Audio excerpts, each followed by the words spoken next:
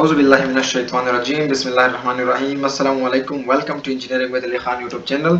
आज हम इंशाल्लाह बात करेंगे सीवी क्या होता है, रिज्यूमे क्या होता है, सीवी और रिज्यूमे में फ़र्क क्या है, किस जगह पर हम सीवी यूज़ करेंगे और किस जगह पर हम रिज्यूमे यूज़ करेंगे और इसके बाद सीवी को किस तरह बनाएंगे और रिज्यूमे को किस तरह बनाएंगे। So let's start.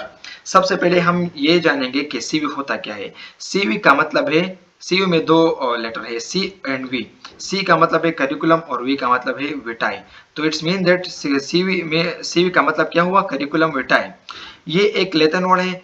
और सीवी को हम यूज कहाँ पर करेंगे, सीवी को हम एकेडमिक जॉब्स के लिए यूज करेंगे। एकेडमिक जॉब्स फॉर एग्जांपल अगर हमने टीचिंग के लिए अप्लाई करना है, अगर हमने लेक्चरशिप के लिए अप्लाई करना है, प्रोफेसर, इससे रिलेवेंट जो भी जॉब्स हो, अगर हमने उधर अप्लाई करना है तो हम उधर सीवी यूज करेंगे। इसके साथ साथ अगर हमने फॉरेन कंट्रीज में एमएस स्कॉलरशिप के लिए अप्लाई करना है या किसी इंटरनल यूनिवर्सिटी में, इंटरनल पाकिस्तान के अंदर कोई यूनिवर्सिटी है उसमें हमने एमएस के लिए अप्लाई करना है तो वहां पर भी हम सीवी यूज कर सकते हैं।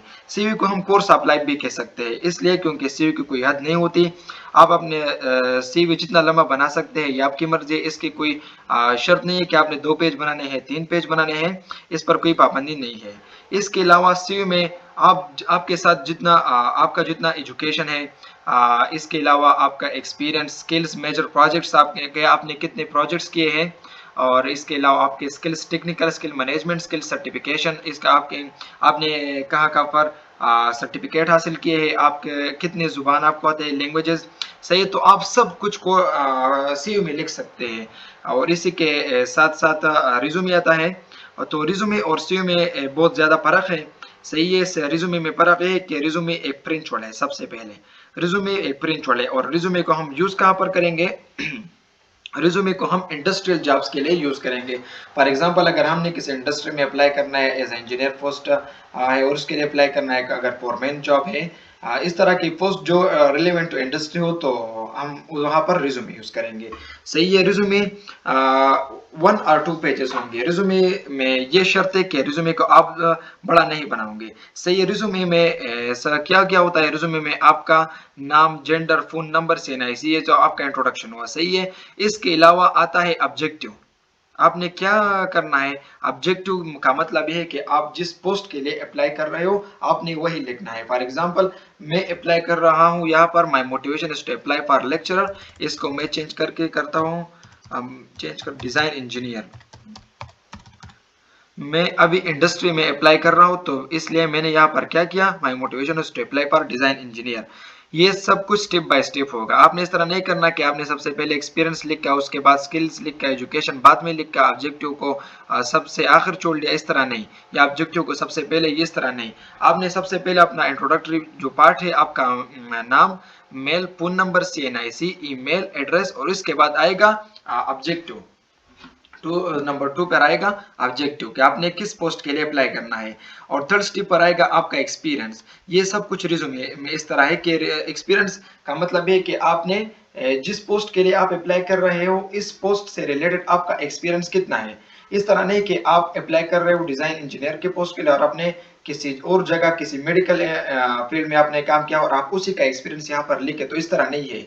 रिज्यूमे में इस तरह है कि आप जिस पोस्ट के लिए अप्लाई कर रहे हो उससे रिलेवेंट आपके साथ जितना आपका पास्ट का एक्सपीरियंस है आपने सिर्फ वही लिखना है। सही है। तो यहाँ पर मैंने क्या लिखा है, 2 month remote internship and designing. मैंने क्या किया है, यहाँ पर अपना एक्सपीरियंस ऐड किया कि मैंने किसी प्राइवेट कंपनी के साथ क्या किया है, 2 मंथ मैंने क्या किया है, डिजाइनिंग में इंटर्नशिप किया है। इसके अलावा 2 years of experience of designing mechanical components and machine parts, ये भी मैंने लिखा है, that is relevant to the post. और इसके अलावा जो तीसरा मैं लिखा था वो मैंने एक स्कूल टीचर पर, मैं अगर सीवी की बात करूँ तो वो उस टाइम पर मैं ऐड करूंगा। ये फोर्थ स्टेप पर आएगा एजुकेशन। एजुकेशन में आपने जितना आपका तालीम है, अगर आपने PhD करनी है तो आपने उस वहाँ से स्टार्ट करना है कि मैंने PhD की है, और PhD के बाद MS है, MS के BS है, BS के बाद FSC, FSC के बाद मैट्रिक। तो सब कुछ आपने लिखने हैं कि कहाँ, कि आपने ये भी लिखना है कि PhD किस यूनिवर्सिटी से करनी है, फ्रॉम आपने कौन से डेट से लेकर कौन से डेट तक करनी है। फॉर एग्जांपल आपने अगर यहाँ पर मैंने लिखा है BSc in mechanical engineering from UT Mardan 2021 to 2025 progress, ये भी मैंने मेंशन किया है कि मैं मैकेनिकल इंजीनियरिंग कर रहा हूँ। ये इसके अलावा मैंने ये भी मेंशन किया कि मैं किस यूनिवर्सिटी से कर रहा हूँ, और ये भी मैंने मेंशन किया है ब्रैकेट में कि मैंने 2021 से 2025 तक क्या किया है, मैकेनिकल इंजीनियरिंग किया है, सही है। तो सब कुछ आपने क्या करना है, मेंशन करना है। और इसके नीचे मैंने क्या किया, अपने ग्रेड्स मेंशन किए कि मेरा CGPA इतना था। इसके नीचे आएगा आपका FSC।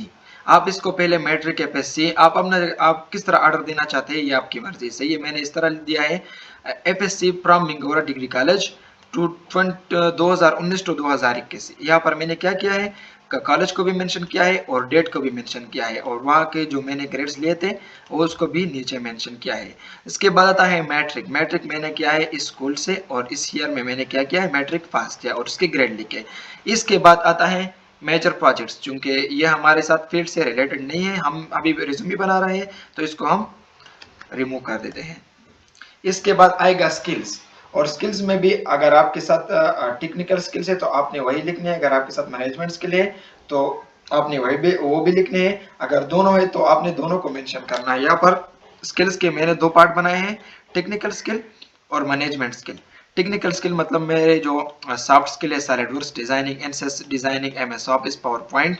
सॉफ्ट स्किल पे यहाँ पर मैंने क्या किए हैं, मेंशन किया। अगर मुझे किसी मशीन पर काम आता हो तो वो भी मैं टेक्निकल स्किल में लिख सकता हूँ। अगर मुझे टेक्निकल रिपोर्ट राइटिंग आती हो, अगर मैं एक अच्छा रिपोर्ट बना सकता हूँ, तो वो भी मैंने टेक्निकल स्किल में मेंशन कर सकता हूँ। इसके अलावा मैनेजमेंट स्किल है कि आप ग्रुप में भी काम कर सकते हो, टीम वर्क काम कर सकते हो, लीडिंग एंड टाइम मैनेजमेंट। सब कुछ आपने यहाँ पर मैनेजमेंट में लिखना है। जो लीडिंग और टाइम मैनेजमेंट है ये आपने मैनेजमेंट स्किल में लिखना है, ये टीम वर्क। इसके अलावा सर्टिफिकेशन, इसकी जरूरत हमें पड़ेगी जब हम CV बनाएंगे, इसको भी हम रिमूव कर देते हैं। और इसके बाद आता है लैंग्वेज। बस आपको जितने भी जुबान आते हो आपने वो यहाँ पर लिखने हैं।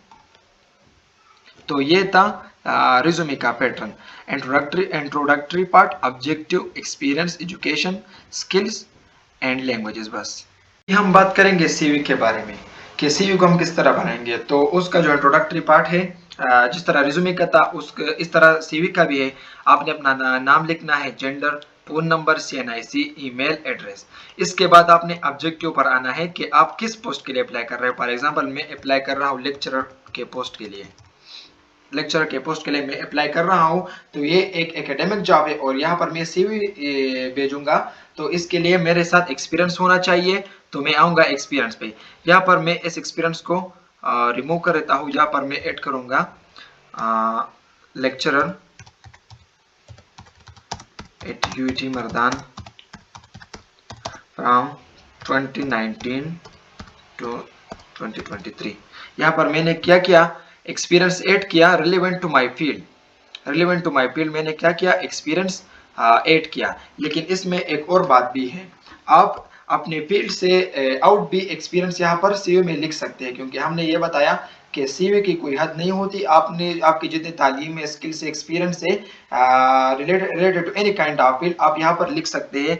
यहाँ पर मैं ये भी लिख सकता हूँ, designing engineer at locomotive Risalpur, ये भी मैं लिख सकता हूँ CV में, सही है। That is not relevant to the post for which I am applying, but still मैं यहाँ पर क्या कर सकता हूँ, लिख सकता हूँ। इसके बाद आएगा education, which is the same to the resume. वो भी जितना हम तालीम होगी आपकी, आप यहाँ पर लिख सकते हैं। इसके अलावा आएगी मेजर प्रोजेक्ट्स। आपने जिस प्रोजेक्ट में काम किया हो, फॉर एग्जांपल आप PhD आपने PhD की हो और उस PhD में आपने जो रिसर्च किया है वो भी आप लिख सकते हैं। अगर आपने MS में कुछ रिसर्च किया है या आप रिसर्च भी लिख सकते हो, या मेजर प्रोजेक्ट्स अगर आपने अपने बैचलर के दौरान कुछ चीज बनाई हो, इन्वेंशन की हो, डिस्कवरी की हो, आपने जो चीज बनाई हो आप यहाँ पर लिख सकते हैं मेजर प्रोजेक्ट्स। यहाँ पर मैंने अपने लिखे जो मैंने अपने BS के दौरान मैं डिजाइनिंग करता हूँ, design post stroke petrol engine and SolidWork design, beam that and food sustainability, जो मैंने खुद बनाए हैं वो मैंने यहाँ पर क्या किया, मेंशन किए हैं। इसके अलावा स्किल्स, वो भी रिज्यूमे की तरह है, technical skill and management skill. और इसके अलावा सर्टिफिकेशन, आपने मतलब अगर किसी जगह पर आपने वर्कशॉप अटेंड किया उसका सर्टिफिकेट हो आपके साथ, अगर किसी और जगह आपने कुछ ट्रेनिंग ली हो और उसका सर्टिफिकेट हो आपके पास, तो आप यहाँ पर लिख सकते हैं। इसके अलावा आपके साथ अगर और कोई एक्सपीरियंस हो, अगर और कोई स्किल्स हो आपके साथ relevant to any kind of field, आप CV में लिख सकते हैं, सही है। और लास्ट में आप क्या लिखोगे, languages. Thank you so much for watching this, and this is the great difference between CV and resume.